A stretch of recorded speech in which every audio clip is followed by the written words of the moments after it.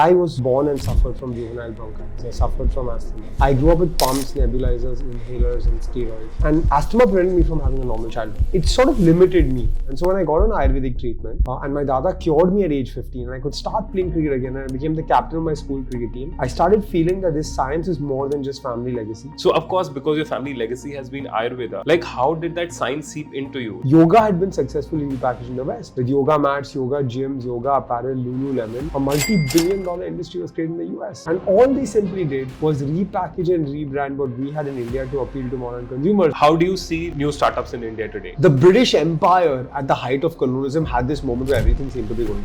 The US after the Cold War was at this moment where it seemed like everything was going. Today in India, given what's happening around the world, the global slowdown, the size of our economy, the size of our middle class, the domestic consumption, what's happening in China, the global capital coming to India, it seems like everything is going for us. So the time to build is now, but the success or failure of the India story is in the hands of, yes, it's in the hands of the government, it's in the hands of large companies, it's in the hands of the listed companies, but it's also in the hands of startups. And so for the next decade, it's our battle to lose, not somebody else's battle.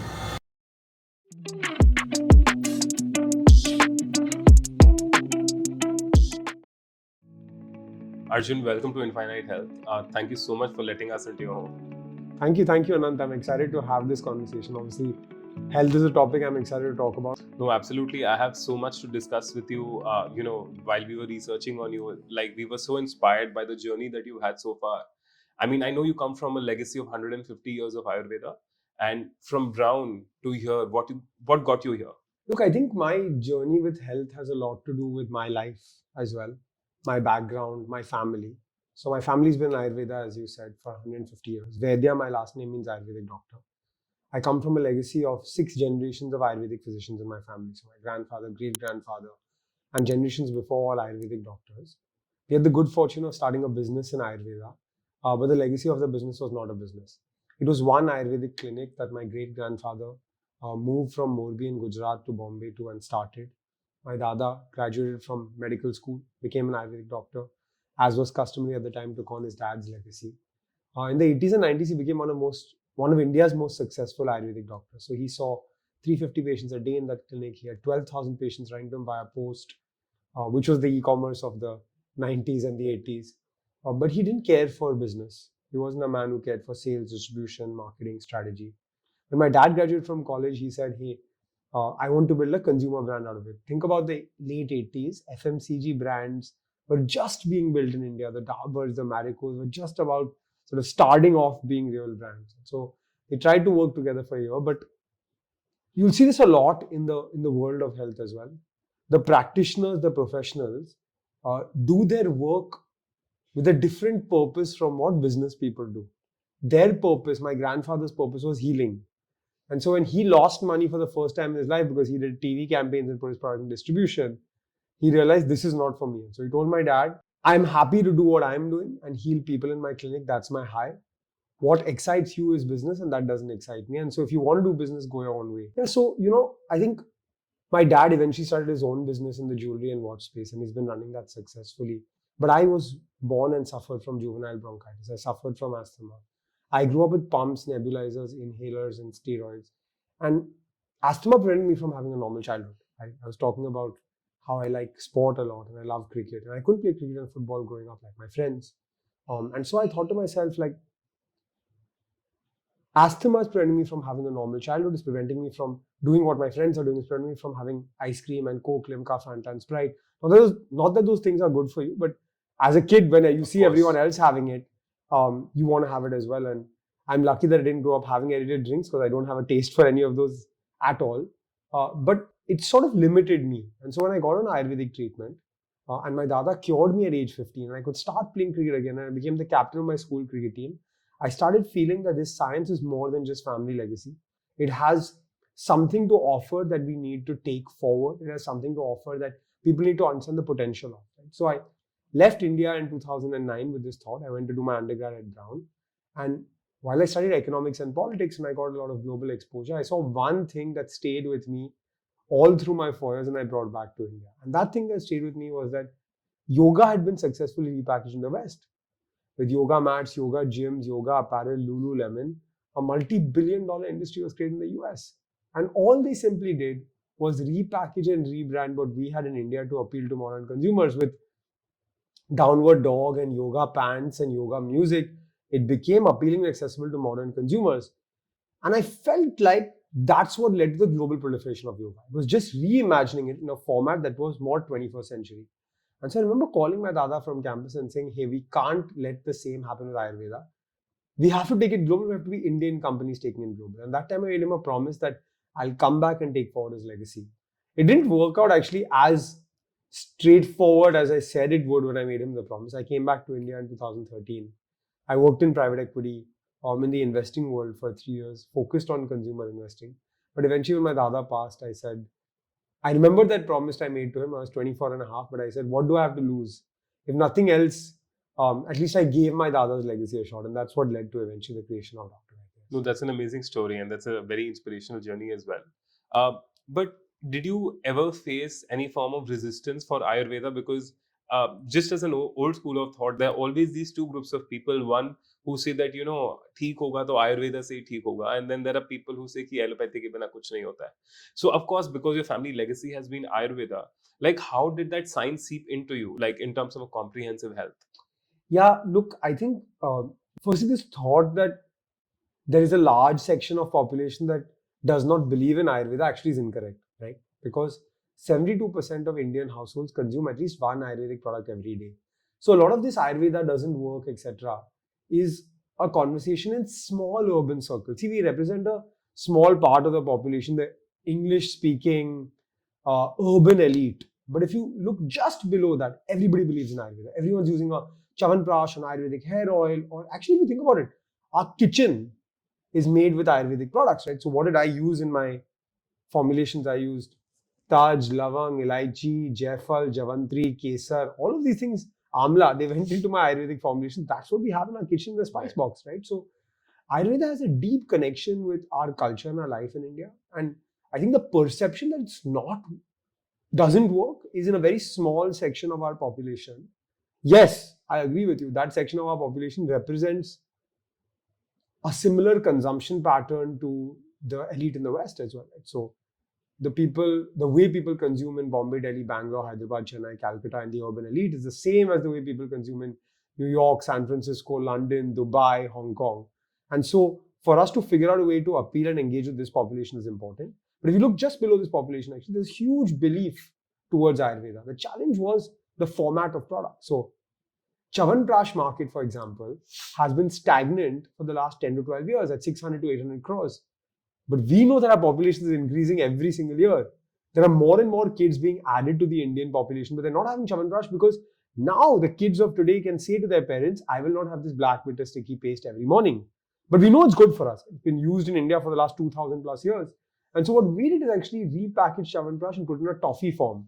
So we had a super concentrated extract of Chavanprash in a capsule form called Herbofit, which took the 21 actives of Chavanprash and formulated into a 280 milligram capsule.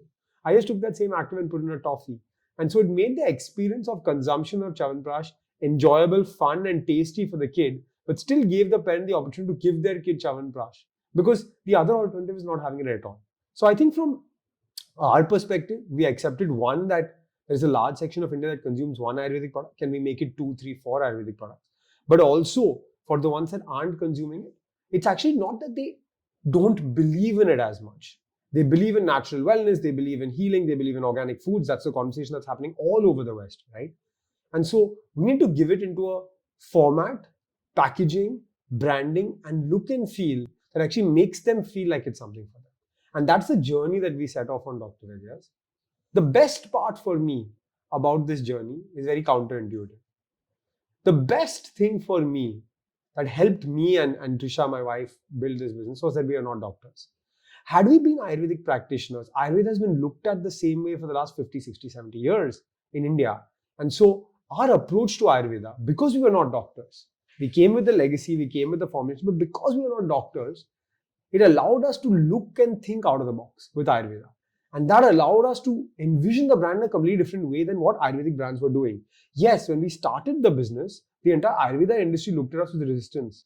They were like, who are these kids who are coming to this industry trying to sell a hangover product in Ayurveda? They are bastardizing the science.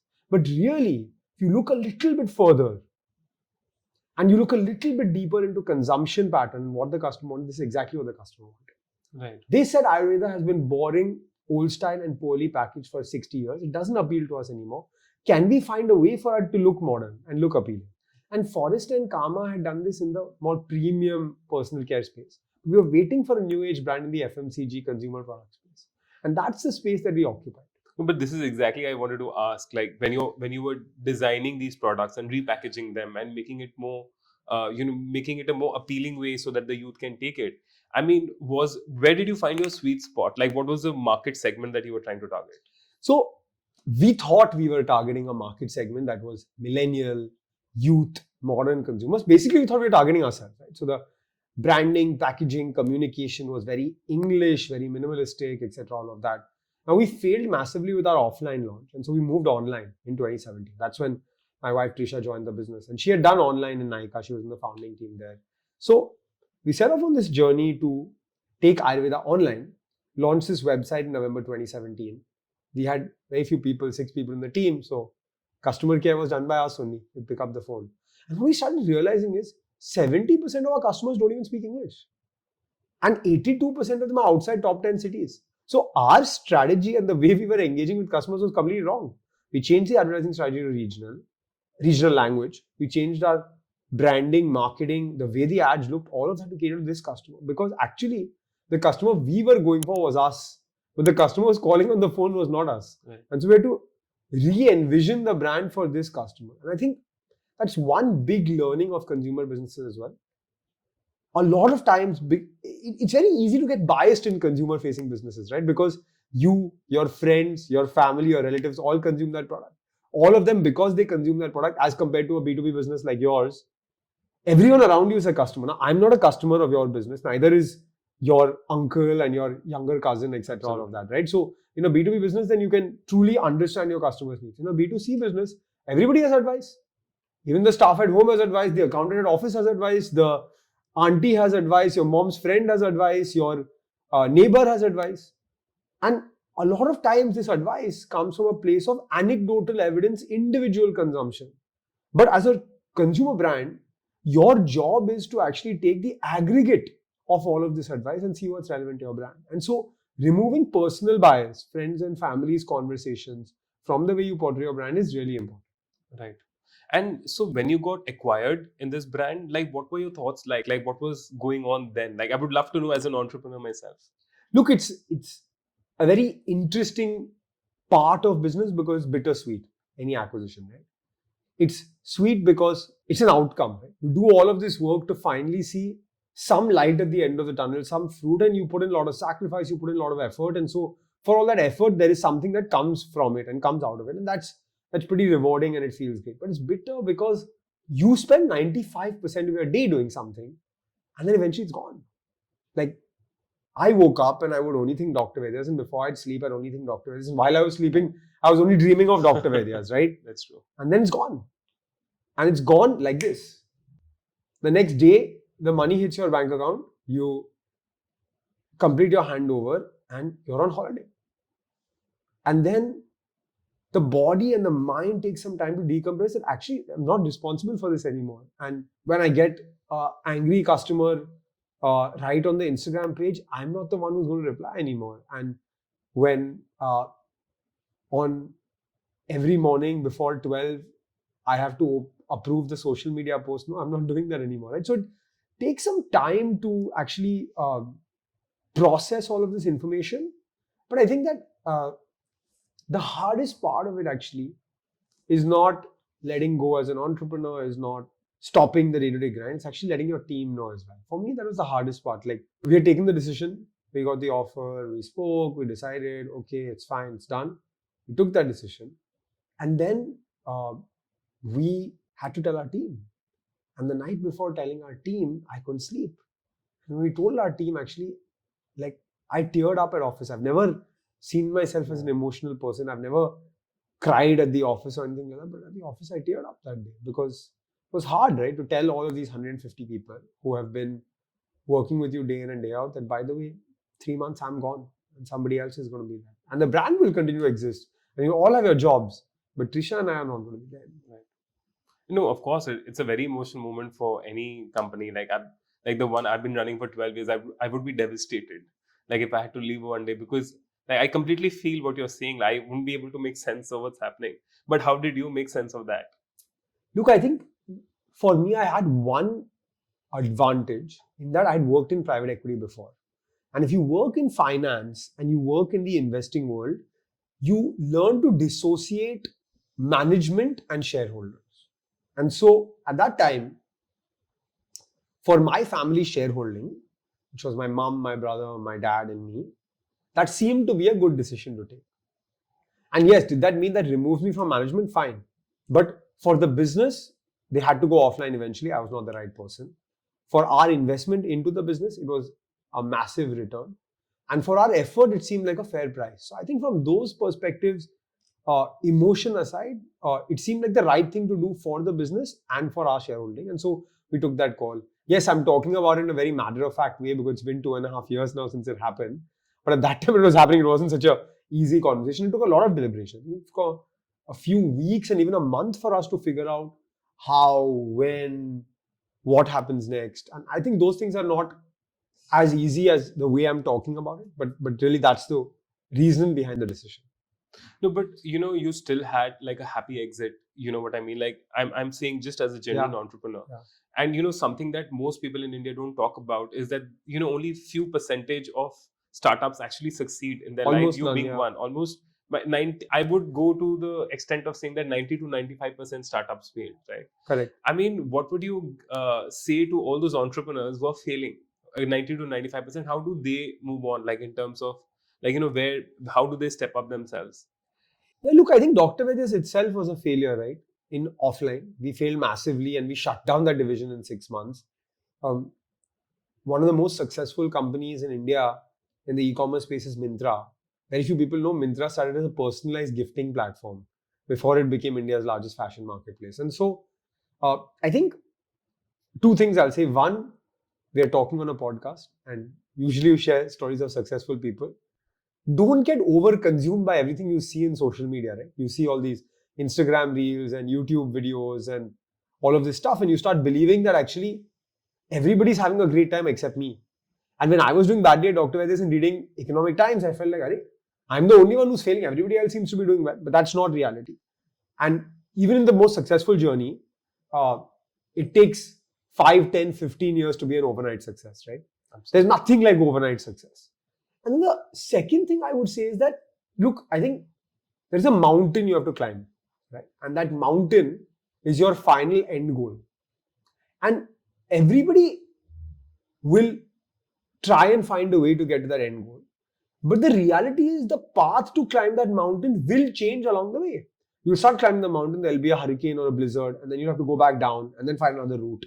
Yes, you have to get to the summit, but maybe there are differences, changes in routes. Sometimes you walk, sometimes you run, you camp here or there.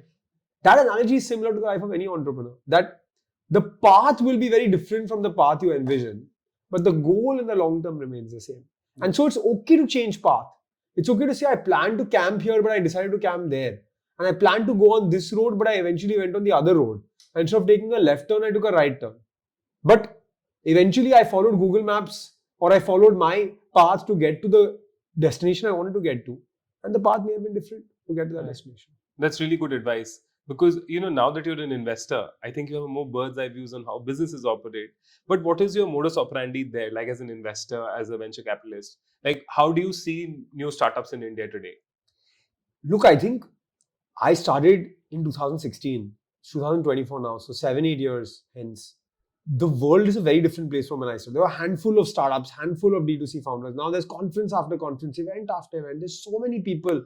I teach India's largest cohort-based course on D2C and e-commerce. I've had 9 cohorts of 150 founders each, and there still seems to be more people joining my 10th cohort, right? So I think the culture of startups, the success of the first cohort of startups, the 2010 to 2015 cohort of startups, now seeing listings, now seeing exits, now seeing unicorn valuations, that has proved that it's a viable career. The sort of coming of Shark Tank and my grandmother accepting that actually my grandson does something and it's relevant work, right? I think all of these things have created a beautiful environment of sort of inflection point for the startup ecosystem in India.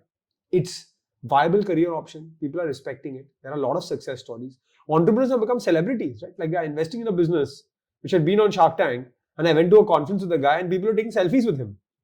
Now, that is something which I think the effort an entrepreneur puts in, the fight an entrepreneur puts in. Like, I remember putting a LinkedIn post about this.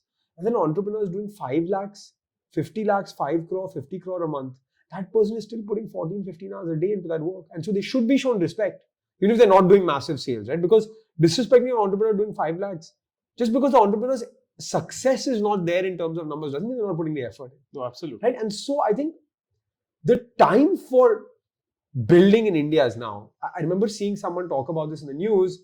The British Empire at the height of colonialism had this moment where everything seemed to be going for them.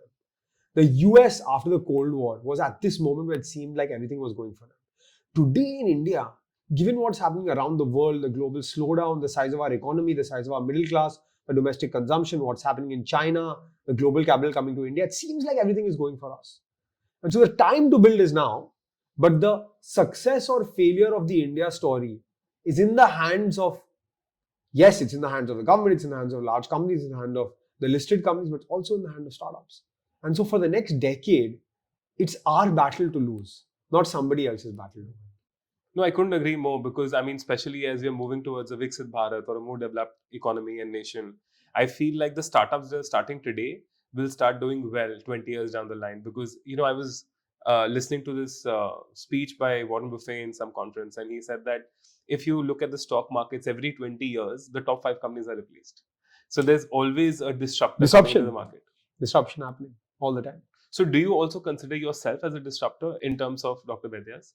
Yeah, I think we shook up the Ayurveda industry and we made people take notice. Nobody believed online business could be built. We built a business to 5,000 orders a day.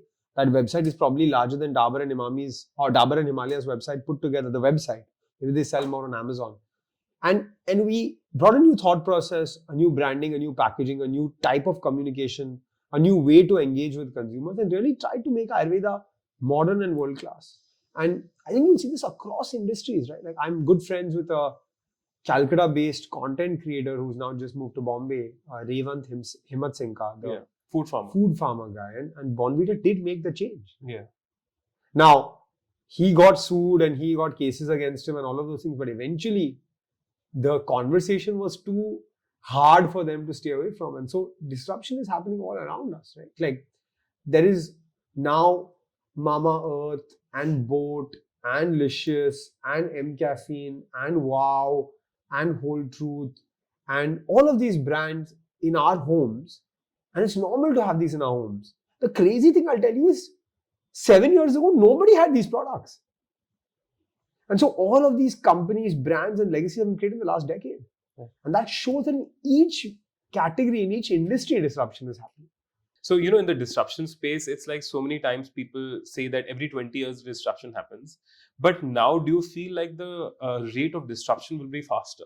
Think about, like, I think someone told me very recently that a generation used to be 20 years and 25 years. A generation today is between 5 to 7 years. Why? Because in 5 to 7 years, there are 3 or 4 iPhones launched. Think about the difference between iPhone 1 and iPhone 14 or 15. That's like a 20-year period, right?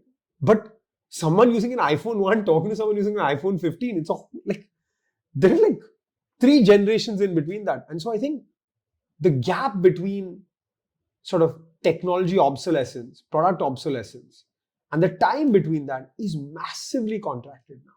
Just massively contracted. Things come and go much faster. Consumers like and dislike things much faster. Consumers have so many more choices now.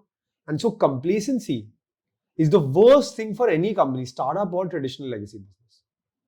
So this course that you're teaching now for D2C, like, how I'm very curious as a consumer on how it works. Like, you know, we see advertisements and we see, and, you know, in my mind, I'm always thinking, like, you know, how to get a D2C brand successful in India, because there's so much competition. Like, how do you start differentiating yourself from the competition? See, I'll tell you, I think firstly, the biggest problem with the perception of D2C from the outside, from people who are not doing it, is that, हाँ, मैं ये business चला रहा हूँ, product अच्छा है, website कर दूंगा और sale आ जाएगा. Actually, with the maturity of the D2C ecosystem and the growth of the ecosystem, it's become as competitive or hard to launch a D2C brand as an offline brand. And so the nuts and bolts of D2C business is very important for anyone to know. It took me 1 year to learn how to do customer service and warehousing and supply chain and optimization and learn performance marketing and create a conversion friendly website. Today you have 2 months or 3 months. You take longer than that, someone is going to come out and disrupt you. You do it part-time, someone is going to come out and disrupt you. When traditional business people come and say, hey, you just help me with my D2C, my team laga dunga, ho jayega. I'm like, no, because an Arjun and a Trisha will come and disrupt you. And we will put 100% of our time, you will put 20% of your time, you won't be able to do it. And that's how it is, right? That's how life is. So in the program, I think what we are teaching is understanding the nuts and bolts, whether it's branding or it's launching of a product or it's creation of a website or it's e-commerce focused SEO or it's listing on Amazon or it's advertising on Flipkart or it's influencer marketing and content creation or it's warehousing, supply chain, logistics, delivery of orders, post-order, repeat communication, and then building a team, culture and scale and unit economics, running your P&L, etc. So it's very business focused, operational focused metrics that allows brands to think about, look, when I started, right, and I wanted to sell Ayurveda online, there were 3 brands on Amazon selling Ayurveda online, 5 brands on Amazon selling Ayurveda online. Today you go on Amazon, forget going on Amazon. In my cohort, 100 Ayurveda brands have joined who want to do Ayurveda online. So the competitive landscape is so much more fierce. And so doing your basics right to stand out of the clutter and stand through the clutter is very important today. The good news is there are more customers buying. The bad news is there's 2x, 5x, 10x the number of brands as well. And is like everyone is trying to beat each other's price maybe here and there? Look, I think the price war is one that a certain section of brands get into, but those are not brands. Those are more sellers selling commoditized products. Yes, consumers are price value conscious in India, but consumers are price value conscious, not just price conscious. And so a consumer will pay a 20% delta in price for a better product. I'll give you an example, right? So we've invested in a low-cal zero sugar ice cream called Go Zero. Our objective in that business is, can you provide a sub 100 calorie offering to the customer with zero sugar at a maximum of 25% price delta from a regular ice cream, whether it's a NIC or an Apsara. So the objective with this product actually is, if we can offer the product at 20 to 25% higher price with less than 100 calories and zero sugar offering, it'll make a customer indifferent between this product and the indulgent, high calorie, sugar-filled ice creams. And so I think that's the way I sort of think about these trade-offs and making these trade-offs in relation to how you think and how you eat and how you consume. Right. I mean, you just brought up the topic of low-calorie ice creams, and it just made me think. I mean, are you someone who's more invested in health consumer products? Because you seem like a very fit person and like overall lifestyle. I mean, how do you place fitness and a comprehensive health into your own life? Yeah, look, I think for me, through my journey, I've realized that a fit body actually leads to a fit mind. And so I remember reading an article about Yashish Dahiya, the founder of Policy Bazaar, who swims every single morning, regardless of where he is, because for him, that is what really helps him perform. And, while I was an entrepreneur, so fitness has been a very important part of my life since I was about 17, 18, and I started running when I was in college. And I really enjoyed it. And staying fit and healthy became a very important part of my life then. I would say there was a funny story into how it initially started. So I grew up being a very chubby kid. And I liked this girl for 3 years and she didn't like me. And then I broke my hand actually while playing football. And it was a very bad injury and I didn't eat properly for I think 2, 3, 4 weeks. And for some reason, I just lost weight. And then she started liking me. So then I said, okay, I'm going to stay fit now because I got this girlfriend, right? But I think then when I started running in college, it really made me feel the endorphins, right? So when you finish a workout or you go for a run or you play a game of squash or you play a game of football, that feeling at the end is something that helps you perform in everything else you do. Last week, I was on the road 4 days of the week, right? I could work out only once in those 4 days. I felt like I was getting tired much earlier. I was much more sluggish. I could not be as efficient or productive at work. And so I think that my workouts and my fitness actually allows me to perform at a much more optimum level at work, at everything else I do in life, right? And so I work out maybe 5 times a week, if not 6 times a week. And I like to mix things up as well. So I run, I do functional workouts in the gym, I do some weight training, and then once or twice a week I play sport. So it's either football or squash for me. That's amazing, and it is so important for an entrepreneur to do that. There was this quote by Elon Musk, in which he said that the kind of stress you have in entrepreneurship is something that would break a normal human being on a day. And in order to break that stress away, I think having a healthy lifestyle is so important. Yeah, and I would say that, one more important thing that I have learned, I'm a huge sports fan, right? And I think there is lots of corollary between the life of a sports person, an athlete, and entrepreneur.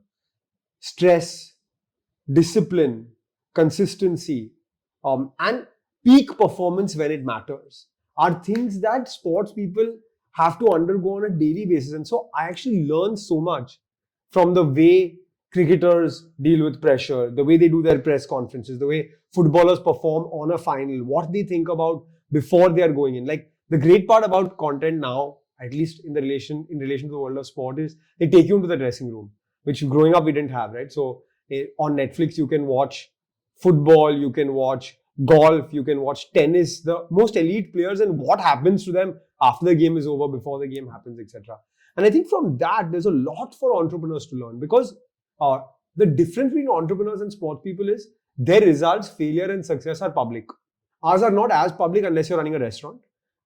If a restaurant is empty, clearly it's public, it's not working. But the rest, whether your company is doing 100 crore revenue or 1000 crore revenue, until you report your numbers with a private company, it's very hard for people to know whether you're successful or a failure, right? And so I think other than that, just the discipline, the consistency, the showing up every day, going to practice, dealing with ups and downs, lots for us to learn from the life of athletes and sports people.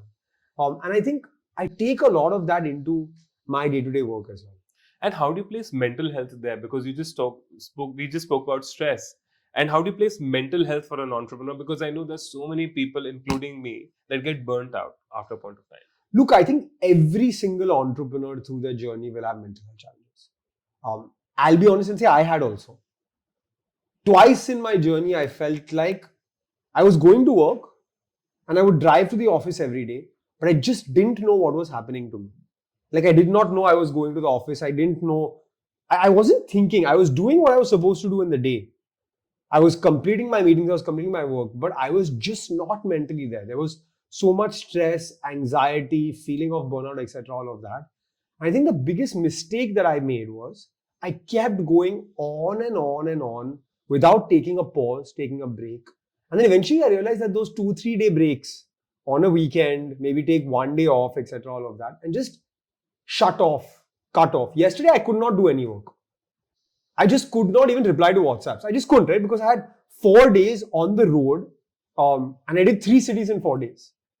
And my mind needed a break, right? Because you're always on, you're going from place to place, you're checking into hotel, getting out of hotel, you're with your carry-on bag and your backpack, just going place to place, and it takes a toll on you.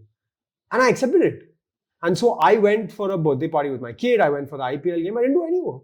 And that's okay. And I watched some TV and I went to sleep. And this morning I started back again, right? And so I think accepting that you are performing at a very, very high level of stress and efficiency, and you need to take a pause.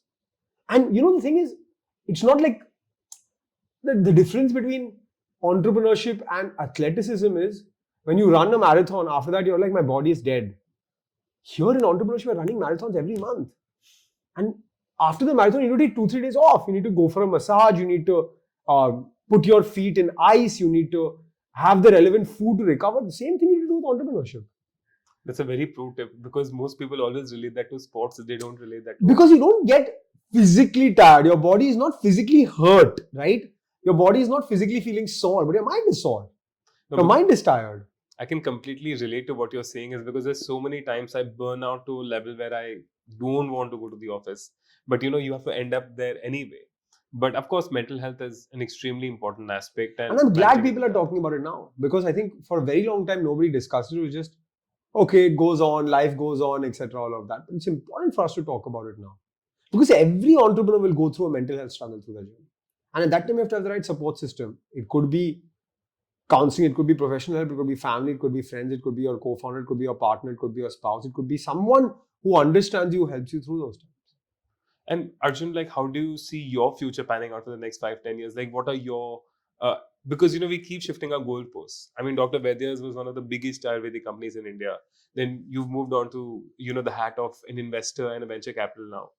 How do you see yourself moving forward in the next 5 years? So, by the way, I am not a 5-10 year vision guy at all.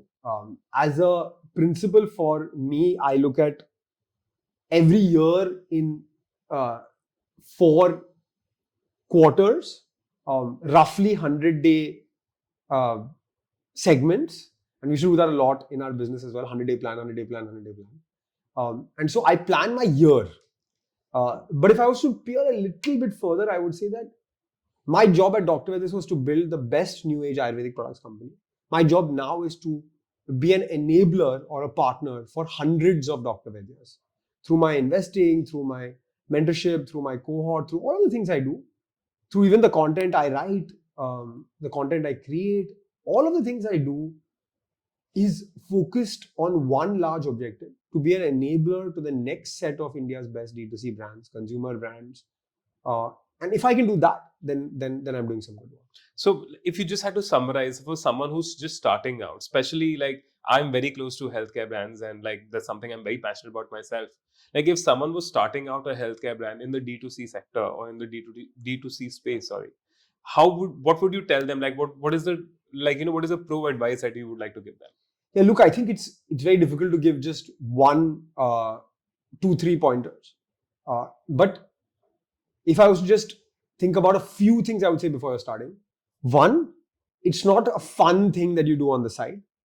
It's a real full-time job. And so ensure that you're giving it the time, effort, energy it needs. Every brand is a baby.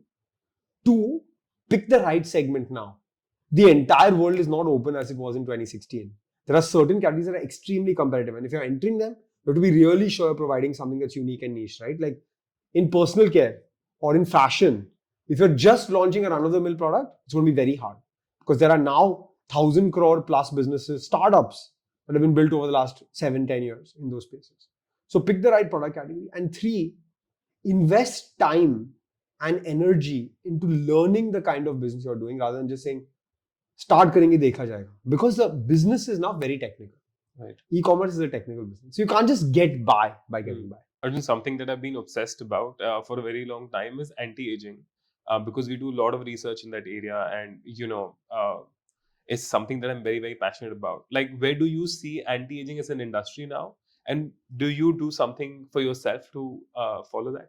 Yeah, I'll start with what I do and then maybe talk about the industry. So I think it starts with what you eat, right? Eating is really, really important. And whatever workouts you may do, whatever you may do around, I think the food you put in is very important. So I've actually given up sugar and gluten for the last 5 years now, almost 5 years that I don't intake any artificial sugar or any gluten. And I think it's changed my life completely. I don't have tea or coffee ever. And most people are like, you're very high energy. How is it? And I think this has a lot to do with that. People talk about sugar high and sugar rush, but there's a massive crash that comes from it as well. And so I feel much more energetic now that sugar is out of my life. From a supplements perspective, actually, I do take my Ayurvedic immunity boosters, but I've recently started consuming the longevity supplements. So I have on a daily basis beta NMN 1000, resveratrol and CAKG. I'm getting on this whole biohacking journey. As an industry, I think it's quite mature now in the West, in the US and Europe. We're very early on in terms of understanding of this industry. And so I think education on how this works and sort of why it's important for you will be the port of call if this industry is to succeed over the next 5-10 years. But do you think that students and like school students need to be educated about longevity or health right from the very start? Like in terms of I would say health, because again, longevity is a specific part of health. And so the conversation about health, the knowledge of health, the content that needs to be sort of disseminated to these people. When I was in school, I remember in 3rd, 4th, 5th grade, Coke was still available in school. And that's crazy, right? If you think about it today. So I think we're moving forward, but that knowledge and that conversation needs to be more. Right? Like I find it, my kids below 2 years, right? And usually we don't give artificial sugar to kids below the age of 2, but at 1-year-old birthday party, some people are giving sugar to the kids, right? And so that knowledge and dissemination needs to be put out. But I want to do a small fun segment where we all ask some questions. Like my team will ask some questions. Sure. Hi Arjun.